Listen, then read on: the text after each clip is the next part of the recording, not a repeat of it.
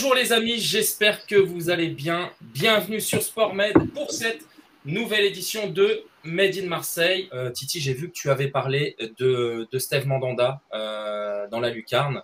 Je voulais qu'on ait un mot pour Steve Mandanda. Steve Mandanda à l'OM, stop ou encore? C'est compliqué à répondre. Je pense qu'on est plus près du stop que du encore. Après, je pense que Sampaoli va lui laisser sa chance jusqu'à Monaco et qu'on risque d'avoir Paul Lopez pour le premier match de Ligue Europa le 16 septembre, avant le match de Rennes. Et puis après, ben, on va voir. Ça va être le meilleur qui va jouer, je pense. Moi, si je peux donner mon avis sur Mandanda, j'ai un énorme respect pour ce type-là. Ça fait très très longtemps qu'il est à l'OM. On ne sait pas ce que vaut Paul Lopez parce que personnellement, moi, je sais pas ce qu'il vaut. Et donc, du coup, que faire? Peut-être déjà cette année, s'il joue moins, c'est se préparer pour son après-carrière parce qu'apparemment, il veut rester dans le football et il veut rester dans le milieu du foot. Donc, peut-être pourquoi pas à l'OM d'ailleurs. Et pourquoi pas préparer, déjà être un cadre dans le vestiaire avec l'expérience qu'il a, il peut nous apporter dans le vestiaire parce qu'il faut quand même des mecs qui savent parler, remobiliser les joueurs. Si Paul Lopez est compétitif, ça serait peut-être l'idéal pour lui pour avoir une bonne sortie parce que rester sur la pelouse pour avoir des prestations comme en ce moment, ben, ou comme un peu sur la fin de saison dernière, où voilà, ça reste moyen parce que ça reste quand même un joueur emblématique. Et il y a toujours le joueur qui fait la saison de trop. Et quand ils font tous la saison de trop, on oublie vraiment tout ce qui s'est passé avant. Et c'est dommageable parce que c'est quand même un joueur qui a marqué clairement l'Olympique de Marseille. Il n'y a pas de débat sur Mandanda, sur la personnalité. Il y a plus un débat sur ses prestations sportives. C'est compliqué, il revient de blessure, Paul Lopez. Bon, après, dans l'idée de Sampaoli, j'ai un petit peu l'impression quand même que Paolo Lopez partira titulaire, je pense. Puis pour rebondir sur ce que vient de dire Kevin, c'est qu'il faut pas oublier également que Mandanda, c'est un cadre du vestiaire, comme l'a dit très bien Yannick, et c'est notre capitaine, donc on peut pas justement aussi le mettre de côté aussi facilement. Donc il y a plusieurs paramètres qui rentrent en compte, mais je pense que la transition se fera tranquillement, gentiment. J'attends de voir, je suis impatient de voir ce match de demain soir, puisque le fait qu'on n'ait pas gagné dimanche contre Bordeaux, bah, je pense que finalement, ça a été un bien, parce que sinon tout le monde se serait enflammé avec 2 victoires, tout le monde nous aurait vu en haut de l'affiche, et peut-être que ça aurait été compliqué demain à Nice, tandis que là, je pense que bah, tout le monde a vu qu'il y avait encore du travail et que bah, tout le monde est resté concentré cette semaine à l'entraînement et que je pense qu'on peut avoir une belle surprise demain soir. Ce qui est inquiétant avec le match de Bordeaux, c'est que on était sorti d'un match contre Montpellier où on avait vu du jeu. Vraiment, hein, c'était plaisant à voir et Ouais, tout. Et là, contre Bordeaux, sincèrement, c'était rien, fade. quoi. Ouais, vraiment rien. Tu marques 2 buts Hmm. sur 2 actions. Derrière, tu montes quasiment rien de tout le match et tu te fais en plus reprendre 2 partout. T'as un entraîneur qui, cette semaine, en conf de presse, pour la première fois, est un peu irrité, tu vois. Tu le sens un peu, Il tu le était sens un peu, incisif, ouais. ouais, un peu inquiet de pas avoir son effectif, un peu énervé. Enfin, je sais pas énervé, mais tu sens qu'il met quand même un petit coup de pression à Longoria en lui disant, bon, écoute, il faut que maintenant tu me sortes dans la dernière semaine les joueurs que je veux. Comment je vais pas pouvoir atteindre les objectifs fixés, quoi, tu vois, en gros, c'est ça. Donc on est un peu, après Montpellier et l'euphorie de Montpellier, on est retombé un peu dans une incertitude. Nice a des prétentions cette année, peut-être pas des grands joueurs, mais une équipe qui a l'air solide avec un bon entraîneur. Il va falloir s'en méfier. Il y a toujours une équipe surprise chaque année, donc est-ce que cette année ça sera Nice, j'en sais rien. Mais en tout cas, nous, sur le match de demain, je suis un peu inquiet quand même. Justement, nous accueillons Cédric, qui est co-animateur du podcast Avant Tinissa. On sort d'une très très belle victoire à Lille. Donc on espère rééditer ça, et qui plus est en plus dans le derby. Surtout aussi pour espérer bien lancer la saison. On a vu des clubs comme Monaco, comme Lyon, qui ont mal démarré la saison pour l'instant. Donc nous, on espère de notre côté prendre des points rapidement. Et voilà, si tu les prends en plus contre des concurrents, c'est parfait. En tant que vraie rivalité, pour la plupart des supporters, et pour moi hein, d'ailleurs aussi, hein, c'est vraiment le match que tu n'as pas envie de perdre, quoi, qui va conditionner ta semaine au boulot, si tu es content ou si tu as la rage toute la semaine, quoi. Donc c'est vraiment un match à pas perdre demain et j'imagine que pour vous aussi. Je sais pas s'ils se rendent tous compte de la rivalité qu'il y a entre Nice et Marseille ou pas. Mais pour nous, je t'avoue que c'est vraiment un match important et il y a une vraie rivalité. On va voir demain. En plus, il y a des supporters qui viennent, des supporters marseillais qui viennent à l'Alliance. Donc ça va être 450. C'est ça, Ouais. 450. Donc ça va Un être petit très peu bien. plus, quand même. Il va y avoir, il va y en avoir dans le stade, pardon. Mais en tout cas dans le parcage, c'est 450 la jauge, je crois. Ouais. Donc Ouais, mais ça change du stade duré quand même. C'était plus accueillant, on va dire. ah ouais, bah forcément, hein, il y avait une proximité au stade du Ré que voilà.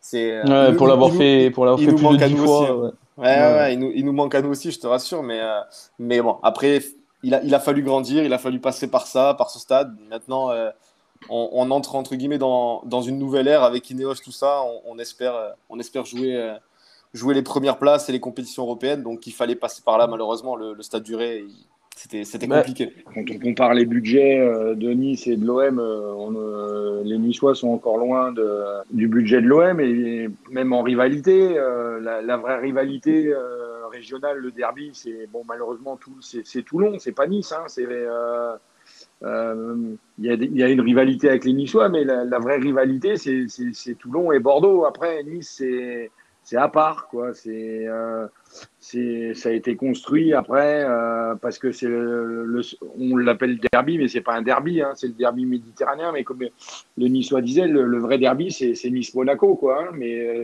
Nice-Marseille, pour moi, c'est pas un derby, quoi. Hein. La vraie rivalité, c'est avec les Toulonnais.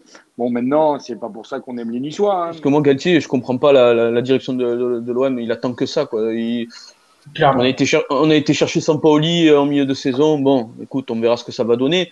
Mais tu avais un Galtier en plus qui sort d'être champion de France avec Lille, qui voulait un nouveau projet. Il attendait que ça, que l'OM vienne sur lui et le prenne. Il serait venu à vélo, quoi, tu vois. Après, comme on dit, on n'est jamais prophète en son pays. J'ai jamais entendu Galtier dire qu'il voulait venir à l'OM. Tout le monde veut le faire venir, mais Galette, il n'a Titi. jamais dit qu'il voulait venir à l'OM. Mais Titi, Jamais. tu sais très bien que si demain il y a une proposition de l'OM, il vient au courant. non, Mais si- non, mais si- non, non. Et après, je te dis, Je suis pas d'accord. tu n'aimes pas spécialement Sampaoli, d'accord, je comprends ton raisonnement, mais Galtier, ça serait pareil, il aurait des mauvais résultats avec l'OM. C'est pas pour ça qu'il resterait éternellement aussi. Hein. Il pourrait être licencié aussi. Hein. Et c'est pareil à Nice. Hein. S'il n'a pas des résultats, l'actionnaire et Ah non, mais c'est la vie de tout direction entraîneur, prend- mais c'est la Ben vie de voilà, tout donc, entraîneur, mais là avec Sampaoli, t'es plus face à un, le mot il va être fort, mais un mercenaire quoi. C'est un mec qui s'il a pas ce qu'il veut, il s'en va, tu vois. Il a pas d'affect particulier, alors que Galtier, il a un affect particulier avec Marseille. Le problème, c'est qu'en plus, pour te répondre sur Galtier, vraiment, c'est que nous, on sortait de 3 saisons avec Vira et Urcea qui étaient très, très compliquées. Quand tu t'appelles l'OGC Nice et que tu récupères le coach champion de France, qui est probablement à son prime en tant qu'entraîneur, tu peux pas être déçu, qu'il soit marseillais, corse ou Tu peux n'importe que quoi. être enthousiaste. Hein. Bah, bien sûr, évidemment. Mais D'accord. Titi, par exemple, si on te dit l'année prochaine, bon bah Galtier s'est choisi pour remplacer Sampa, peu importe les circonstances de la saison qu'on aura connue, en termes de philosophie de jeu, de tactique, de schéma offensif, d'enthousiasme, d'émotion, etc. T'es plus emballé par un Sampa ou un Galtier, spontanément comme ça? Ben, Sampaoli. Parce que je suis un adepte de Bielsa, donc je vais te dire Sampaoli. Ouais, mais D'accord. moi aussi, justement, Titi, moi je suis un fan de Bielsa. J'ai jamais autant kiffé que la saison de Bielsa, mais justement, j'y retrouve aucune similitude à part sa nationalité, quoi, vraiment. Vraiment, j'ai beau essayer, j'ai beau en discuter avec plein de gens et tout, et j'y retrouve aucune similitude, Titi, je te jure. Il y a pas d'attaque à tout va, il y a pas de jeu dans tous les sens. Franchement, Titi, après, moi, Bah, c'est mon avis, c'est pas le tien. Hein. Tu l'as vu quand même sur le premier match à Montpellier, où on a quand même eu pratiquement, Ouais, je crois que sur le premier match à Montpellier, on a vu. 78%. Ouais. Ah oui, mais après, l'effectif n'est pas complet encore, hein, donc Oui, il mais faut, justement, c'est inquiétant. Quoi. attendre la fin. Mais non, c'est pas inquiétant, c'est comme ça, mercato, tu peux pas faire tous tes joueurs la première semaine du mercato. C'est non, mais impossible. Titi, On y regarde. reviendra sur le mercato, les vas-y. amis. Non, mais voilà, non, moi je vais juste finir sur ça. Titi, regarde, il manque 5 joueurs. tu sais très bien que Sampaoli, son dispositif tactique hybride est quand même compliqué pour un joueur à assimiler du jour au lendemain. Tu n'y arrives pas en claquant des doigts en disant ouais, bon, ça joue comme ça. Donc c'est assez compliqué. Donc des joueurs qui vont arriver et qui vont avoir un temps d'adaptation, on va arriver à fin août. Ça va être compliqué de voir une équipe cohérente, je pense, hein, c'est mon avis, hein, avec à tous au même niveau physique et tout, et dans la compréhension de la tactique avant un bon mois et demi, quoi, tu vois. Et tu te dis aussi que parce que rappelle-toi Bielsa, moi-même je suis un adepte de Bielsa, mais rappelle-toi Bielsa, mi-saison on était au sommet. Et derrière, les joueurs, ils ont craqué physiquement, mentalement, ils en ont eu marre, ils ont même fait une fronde en disant qu'ils s'entraînaient trop. Enfin bon, voilà, ça c'est une autre chose, mais ça te prouve bien la psychologie des joueurs français. Mais tu te dis, est-ce qu'on va pas reproduire les mêmes erreurs et en plus, on n'a pas vraiment, moi avec Sampaoli, je vois pas, on n'a pas vraiment le possession de jeu et ni de jeu vers l'offensive. Moi, je suis pas un adepte de Sampaoli parce qu'on nous l'a vendu comme un Bielsa et c'est un Bielsa de Wish pour moi, je te jure. Hein. L'exclusion de Balerdi fait revenir Alvaro. Alors, je vois que c'est plutôt bien perçu dans le chat, justement. Olivier Schill nous dit nous dit mitigé. Je vois que c'est mitigé. Alors, c'est vrai que dans le chat, on a vu beaucoup Alvaro, meneur d'homme, mais limité peut-être sur toute la saison. Mais par contre, il était clairement stipulé pour vous tous que Balerdi, justement, devait encore mûrir. C'est un peu ce que nous dit, justement, GG83. Balerdi doit mûrir, mais très prometteur. Quant à Alvaro, certes meneur d'homme, mais limité techniquement. Alors, ça vous inspire quoi, le retour d'Alvaro pour le match de demain? Allez, on y va avec Titi. Très bonne question. Est-ce qu'Alvaro va être titulaire demain? Peut-être qu'il va faire redescendre Camara en défense centrale. Ah, ça serait bien. Moi, je suis pour. Totalement. Et je pense que Titi, s'il fait ça, Camara, il part plus, il re-signe, sans déconner. Parce que Camara, moi, dans le milieu de terrain avec Sampaoli, je te parle dans le système de Sampaoli, il a rien à y faire et tu le mets dans l'axe de la défense, je pense qu'on serait béton. Vraiment, avec les deux autres, on serait béton. Mais bon, est-ce qu'il va le faire?